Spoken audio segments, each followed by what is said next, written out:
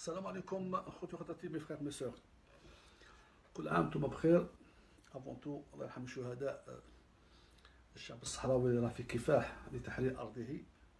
الله يرحم الشهداء ثاني من الجيوش الفلسطينيه في العراق وفي اليمن، ربي ينصرهم باذن الله. نهار تاع خوتي بغيت واحد كتب لي في الخاص تاعي سويت لا فيديو اللي درتها صافي مون با دو جور، قال لي تخلط بين السيرفيس سكري اسرائيليت ولا بوليس وقال لي ما فهمتش، بان سور عياشي هذا ولا بغا نفهمه. صافي لا بوليس les policiers dans le monde entier parfois ils sont là pour faire la sécurité, mais parfois ils font des bavures, soit en Algérie, soit en Tunisie, soit en France, soit en Amérique. Ça arrive parfois. Il n'est pas là pour tuer, mais parfois ça arrive la bavure. Moi personnellement j'ai frôlé la mort, moi et ma femme, le jour où il y a la décennie noire en Algérie. J'ai pris la voiture, même ma femme, pour aller entre Oran et Sétif. Il y a plusieurs barrages. Donc, je roule la nuit.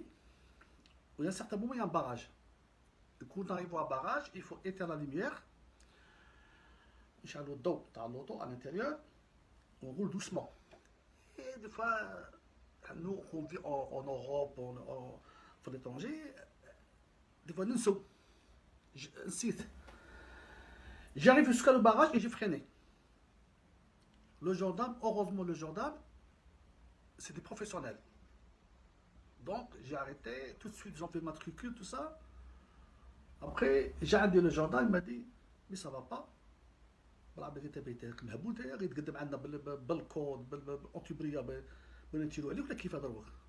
va pas. كانوا اللي في البراج على l'époque tout ça.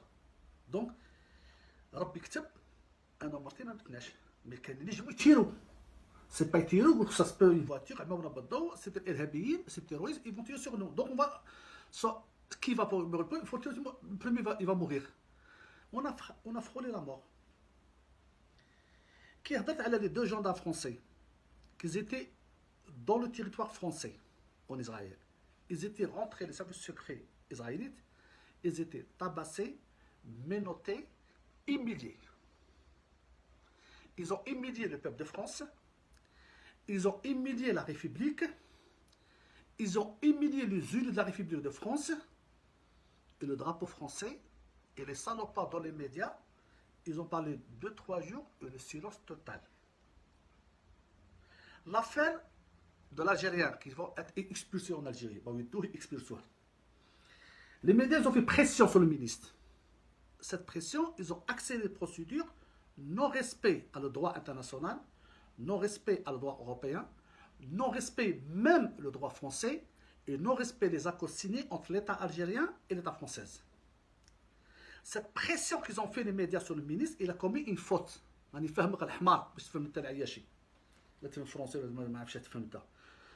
Donc, supposons les deux policiers qui sont partis avec lui, ou les deux gendarmes, supposons ce n'est pas des professionnels. Et supposons en Algérie, les autorités algériennes, des policiers qui étaient à l'aéroport, ce n'est pas des professionnels, il peut être une bavure. Facilement. Supposons les deux policiers sont partis avec lui, les deux gendarmes. Ils sont un petit peu tordus. Et supposons à l'aéroport d'Alger, la police, ils étaient un petit peu, ils aiment leur pays, tout ça, la haine, ils ont réagi autrement. Et la discussion, ça déraillait, un des policiers, il sort son pistolet. À l'intérieur de l'avion ou à l'extérieur. Et ça, c'est une bavure grave. Et donc, les médias, ils voulaient piéger. Ce n'est pas simplement la République française. Ils vont mettre en cause les deux peuples. Ils mettent en danger le peuple de France. Ils mettent en danger le peuple algérien. Et c'est très dangereux. Et deux républiques. Ça veut dire 7 médias. Donc on parle souvent, elle est satanique, elle est dangereuse, elle n'aime pas la République. Elle est danger pour la République. Elle est danger pour le peuple de France. Parce que ce n'est pas une média, elle prêche la paix et le vivre ensemble. Cette média, elle est très très dangereuse. Donc, moi avant tout, je veux remercier à tous les Algériens.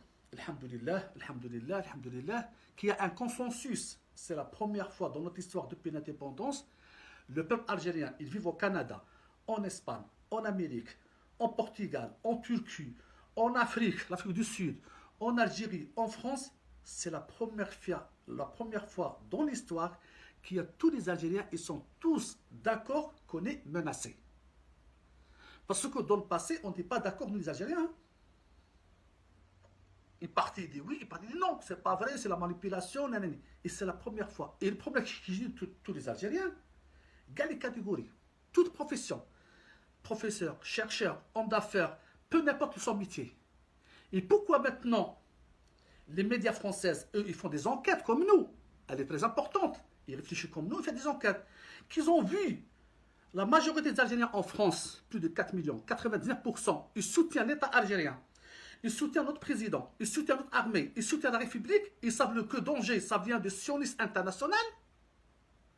Maintenant, les médias, elle n'attaque pas simplement les généraux, elle n'attaque pas le président, ils attaquent toute la République avec son peuple, cette média satanique. Donc, qu'est-ce qu'ils vont faire dans le futur, cette média satanique? Maintenant, ils vont réfléchir qu'ils ont fait une faute, attaquer la globalité de l'Algérie, son peuple, son armée et son président. Maintenant, ils ont fait une faute, unir le peuple algérien. Maintenant, ils commencent à réfléchir, ils disent maintenant, on va séparer le peuple à part, l'armée à part, et le président à part. Ils commencent à parler à la télé. Ils commencent à dire, oui, quand même, il y a 6000 médecins algériens qui travaillent dans la structure hospitalière en urgence, dans les hôpitaux en urgence dans l'île de France et la France. En tout, il y a 16 000 médecins algériens, et il y a des Algériens, des enseignants, et il y a des Algériens qui travaillent dans les banques, il y a des gens qui font la sécurité, des hommes d'affaires, ils participent dans l'économie française et la République. Pour essayer à manipuler. Mais vous ne pouvez pas faire ça. Parce que nous, on sait, on est menacé. On est convaincu qu'on est menacé. Parce que l'Occident, ils n'aiment pas qu'un État républicain se développe, c'est une menace pour eux. L'Irak, la Syrie, la Libye, le Yémen, le Soudan divisé par deux, guerre civile, et plusieurs États africains, nos frères et nos sœurs en Afrique. Ça veut dire à un certain moment, mes frères et mes sœurs, là, la menace, elle est permanente. Soit nous, on ne fait rien. On ne parle pas. Nous, on n'est pas là pour manipuler. On n'est pas là pour faire l'influence des réseaux sociaux. On est là pour réveiller la conscience, ni plus ni moins. La conscience. L'ennemi, il est là. Il est réel.